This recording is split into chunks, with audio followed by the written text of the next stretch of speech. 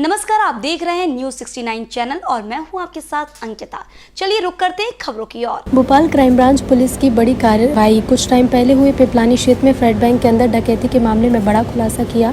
Crime branch police ने fade gold bank में डकैती करने वाले गिरोह को गिरफ्तार किया। मामले की जानकारी देते हुए भोपाल कमिश्नर हरि नारायण चारी ने बताया कि गिरोह के अधिकतर आरोपी बिहार के हैं और इस गिरोह के अधिकतर भोपाल के अलावा देश के और भी कई जगहों पर लूट जैसी वारदातों को अंजाम दिया है। बताया कि बिहार और पश्चिम बंगाल जेल में बंद है। मुख्य षड्यंत्रकर्ता MBA+B फॉल जेल में है। नए लड़कों का ब्रेन वॉश कर तैयार करते हैं। नई गैंग संपूर्ण भारत के गोल्ड लोन बैंक की सरगना को जानकारी घटना के लिए आरोपियों को उपलब्ध कराया फर्जी ID कार्ड। घटना के लिए तैयार टीम के लीडर शिवम ने बिहार जेल अपने साथियों के साथ ही प्लान बनाया था। आरोपियों से अभी और भी पूछताछ की जा रही है। जल्दी खुलासा होगा। भोपाल से न्यूज़ 69 के लिए आदिल खान की रिपोर्ट।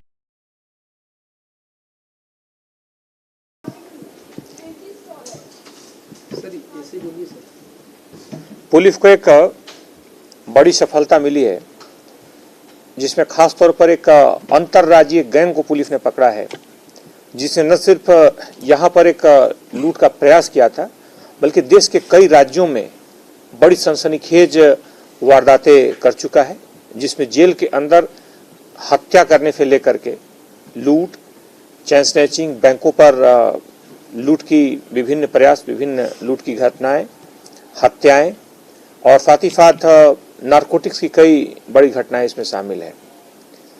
इस गैंग के पीछे लगातार भोपाल पुलिस की टीम और खास तौर पे क्राइम ब्रांच की टीम विशेष रूप से निगाह रखे हुए थी, लगातार प्रयास कर रही थी। और इस लगातार प्रयास के बाद जब इस गैंग को पकड़ा गया तो 5 अपराधियों को पकड़ा गया। और इसमें यह बात बड़ी महत्वपूर्ण है कि जब ये पकड़ा गया, ये खास तौर पर राजस्थान के जिस शहर से पकड़ा गया, वहां पर कुछ ही देर में वारदात करने की तैयारी में थे। जिस बैंक की शाखा यहाँ पर फेड बैंक, जिसमें इस घटना के कारण पुलिस इनके पीछे लगातार इनको पकड़ने के लिए प्रयास कर रही थी, उसी बैंक की एक दूसरी शाखा में ये एक लूट का प्रयास करने के थे, जिनके पास आरोपी पकड़े गए थे। 5 आरोपी पकड़े गए हैं, जिनके पास 3 पिस्टल्स, अत्याधुनिक पिस्टल्स मिली हैं और लगभग 3 दर्जन से ज़्यादा उसमें राउंड्स मिले हैं और साथ ही साथ कुछ अत्याधुनिक उपकरण भी मिले हैं। इसको ध्यान में रख करके पुलिस इनसे और लगातार पूछताछ कर रही है। इन्हें रिमांड पर लेकर के इसके बारे में और डिटेल्स निकाला जा रहा है। इसमें महत्वपूर्ण बात यह है कि जो मुख्य आरोपी है, जो पूरे इस घटना के कहीं न कहीं केंद्र में है, वो MBA किया हुआ है। दूसरा जो उसका सहयोगी हो B.Tech किया हुआ है और बाकी जो दूसरे आरोपी हैं, सबकी उम्र 20 से 25 वर्ष के अंदर है। कुछ इसके मुख्य तौर पे इस घटना से जुड़े हुए कुछ दूसरे आरोपी, जिनके घटना के प्लानिंग में बड़ा महत्वपूर्ण रोल है, वो अभी जेल के अंदर है। और जेल के अंदर से इस तरह के इनके पास जैसे 6-7 लोगों की जो गैंग है, जो 6-7 लोगों की गैंग जैसा अभी सामने आया है। अभी इस घटना में अगर हम बात करें तो कुल 5 और पूर्व में 1 गिरफ्तारी हो चुकी थी, 6 गिरफ्तारियां हो चुकी हैं। इस तरह के उप अपराधी के पास लगभग 10 अलग अलग यूनिट्स है, 10 अलग अलग इस तरह की अपराधियों की गैंग है, जिसके कारण अलग अलग जगहों पे वारदात की घटनाएं होती रहती हैं। पुलिस इस मामले में अन्य पहलुओं पर भी पूछताछ कर रही है और जानकारियां जुटा रही है। इस घटना में पूरी टीम ने, खासतौर पर इसमें DCP crime, additional DCP crime और उनकी पूरी टीम, ACP क्राइम और TI क्राइम और मुख्य तौर पे क्राइम ब्रांच की जो हमारी टेक्निकल टीम है, उसने काफ़ी अच्छा काम किया है। पूरी टीम को इसमें 30,000 रुपये के पुरस्कार से इसमें पुरस्कृत किया जा रहा है। और साथ ही साथ इस घटना से जुड़ी जो दूसरे पहलू हैं, दूसरे जो तथ्य हैं, उन पहलुओं पर पुलिस की पैनी नज़र है। इनसे और रिमांड को लेकर पूछताछ किया जा रहा है और उम्मीद है कि न सिर्फ यहाँ की बल्कि कुछ ऐसी घटनाओं का भी आगामी दिनों में खुलासा होगा जो इस प्रदेश की नहीं है, दूसरे राज्यों की है। लेकिन इस गैंग ने राजस्थान, उत्तर प्रदेश, बिहार के कई शहरों में बड़ी वारदातें की हैं और बिहार के कुछ वारदातों में ये वांटेड भी हैं। अभी उस कई जगहों पे अलग अलग लूट, बैंक डकैती की घटनाएं और हत्या की घटनाओं में प्रारंभिक जांच में पता चला है कि ये संदिग्ध हैं। तो उन घटनाओं में और एक जेल के अंदर की हत्या में 1 आरोपी नामजद आरोपी है। तो उस पूरे घटनाक्रम से जुड़े हुए जो विभिन्न आरोपी हैं, उनके बारे में पुलिस जानकारी जुटा रही है।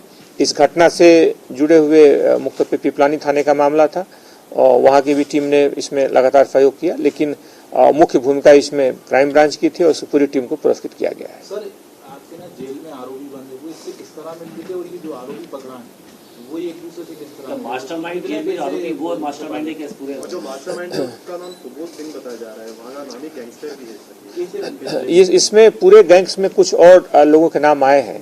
घटना में जरूरी नहीं कि घटना को जो अंजाम दे या घटनास्थल पर जो उपस्थित हो उसकी भूमिका तो महत्वपूर्ण होती ही है, लेकिन कुछ लोग ऐसे थे जो पीछे से इस घटना को ऑपरेट कर रहे थे। ये पूरी पूछताछ में पुलिस के पास ये तथ्य आए हैं।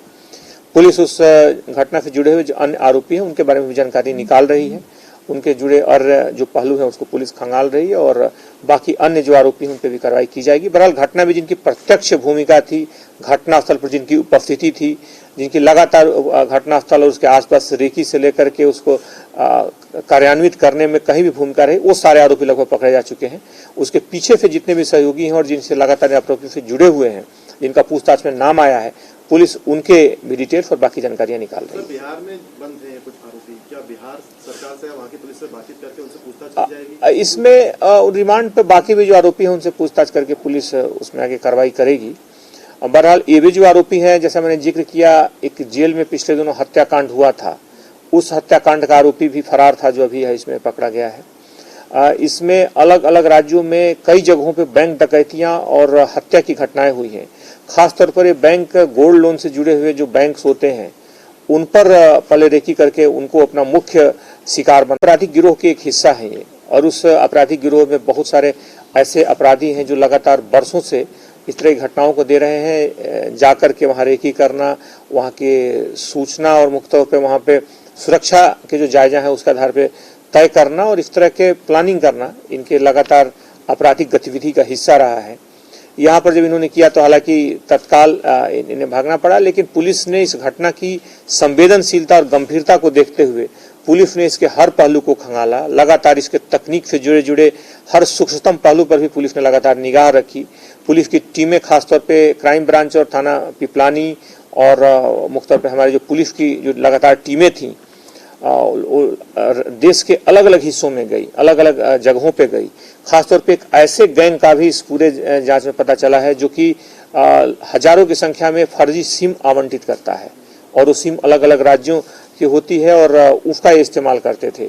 उसके गैंग पर भी अलग से कार्रवाई की जा रही है और साथ ही साथ इस गैंग से जुड़े कुछ अन्य पहलुओं इनके मुख्य जो आर्थिक जो चेन है उस पर भी पुलिस काम कर रही है। हर बार से दूसरे शहरों में भी वारदातें करी थी और जैसे देसी पिस्टल मिली है 3 एमपी से खरीदी या दूसरे राज्यों से खरीदी। प्रारंभिक जांच प्रारंभिक पूछताछ में आरोपी जो है मुख्यतः वैशाली के हैं और प्रारंभिक आरोपी मुख्यतः बिहार के रहने वाले हैं और खासतौर पर जो प्रारंभिक पूछताछ में जो जानकारी आई है ये पिस्टल्स इन्होंने मुंगेर से लेना बताया है। वारदात करने से पहले ये जब फेड बैंक में वारदात करने से पहले सियोर में कहीं रुके हुए थे ये सब?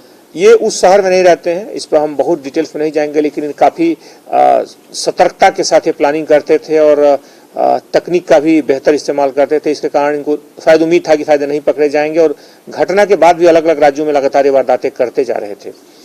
तो बहरहाल उस बैंक्स में, जिस बैंक का आप जिक्र कर रहे हैं, ये सुरक्षा के मापदंडों का पालन अपेक्षित है। आपको सबको पता है कि हम लोगों ने एक बड़ी बैठक भी ली थी सभी बैंक्स और सभी गोल्ड लोन से जुड़े हुए जो इस तरह के जो भी एजेंसीज हैं और सुरक्षा से जुड़े जो विभिन्न पहलू हैं उन पर बारे में उन्हें निर्देश भी दिए गए थे। इस कड़ी में कुछ बैंक्स के द्वारा जो सुरक्षा के जो मापदंड है उनका पालन नहीं किया था, वो आपत्तिजनक था, उसके बारे में उन्हें अवगत कराया गया था। बहरहाल इन्होंने सुरक्षा के कारण ही शायद पर्याप्त व्यवस्था देखते ही शायद उन्होंने उस बैंक को टारगेट किया था। बहरहाल इस घटना से जुड़े हुए सभी आरोपियों को, जो मुख्य आरोपी हैं, पकड़े जा चुके हैं। इसके पृष्ठभूमि में जो आरोपी हैं, जो नेपथ्य में जिनकी भूमिका रही है, पुलिस उनके लिए और आगे कार्रवाई करेगी। आधार कार्ड फर्जी कहाँ से बनवाया था सर? फेक आधार कार्ड कहाँ से बनवाया? फेक आधार कार्ड उन्होंने बनाया था, उसमें कुछ नाम आया है, उस व्यक्ति को भी इसमें आरोपी बनाया गया है और उससे जुड़े जो तथ्य हैं इसमें धाराएं भी हत्या की घटनाएं हुई हैं।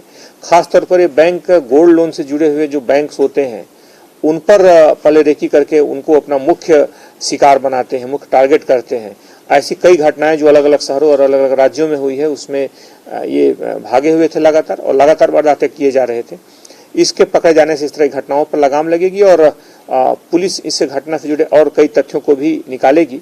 अभी चूंकि प्रारंभिक पूछताछ हुई है, इसमें हो सकता है कि कुछ इन पे बड़ी संख्या में इनाम भी घोषित हुआ अलग अलग राज्यों में, पुलिस उसकी भी जानकारी निकाल रही है। 20 से 25 साल के वर्ष के युवा होते थे, ये युवाओं का डाटा कहाँ से लाते हैं कि आपराधिक तत्व ये अपराध करना चाह रहे हैं? उन्हें ये बातें कैसे पता चलती थी? जो जेल में दोनों आरोपी सन्नी या सुबोध की बात करें, इन्होंने एक बड़ा आपराधिक गिरोह के एक हिस्सा है ये, और उस आपराधिक गिरोह में बहुत सारे ऐसे अपराधी हैं जो लगातार बरसों से इस तरह की घटनाओं को दे रहे हैं, जाकर के वहाँ रेकी करना, वहाँ की सूचना और मुख्य तौर पे वहाँ पे सुरक्षा के जो जायजा है उसके आधार पे तय करना और इस तरह के प्लानिंग करना इनके लगातार आपराधिक गतिविधि का हिस्सा रहा है। यहाँ पर जब इन्होंने किया तो हालांकि तत्काल इन्हें भागना पड़ा, लेकिन पुलिस ने इस घटना की संवेदनशीलता और गंभीरता को देखते हुए पुलिस ने इसके हर पहलू को खंगाला, लगातार इसके तकनीक से जुड़े हर सूक्ष्मतम पहलू पर भी पुलिस ने लगातार निगाह रखी। पुलिस की टीमें खासतौर पे क्राइम ब्रांच और थाना पिपलानी और मुख्य तौर पे हमारी जो पुलिस की जो लगातार टीमें थीं देश के अलग अलग हिस्सों में गई, अलग अलग जगहों पे गई।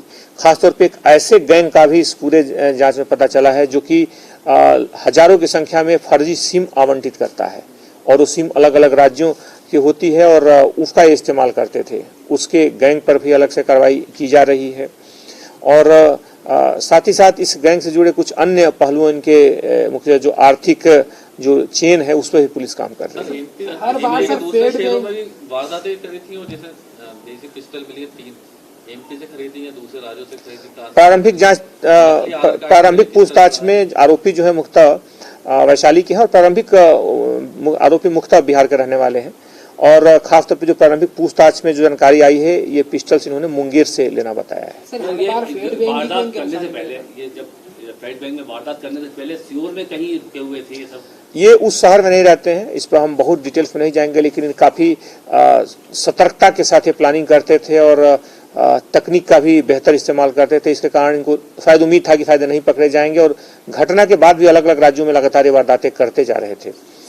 तो बहरहाल उस बैंक में जिस बैंक का आप जिक्र कर रहे हैं ये सुरक्षा के मापदंडों का पालन अपेक्षित है। आपको सबको पता है कि हम लोगों ने एक बड़ी बैठक भी ली। इसी तरह की और खबरें देखने के लिए बने रहे हमारे साथ, देखते रहिए न्यूज़ 69 चैनल।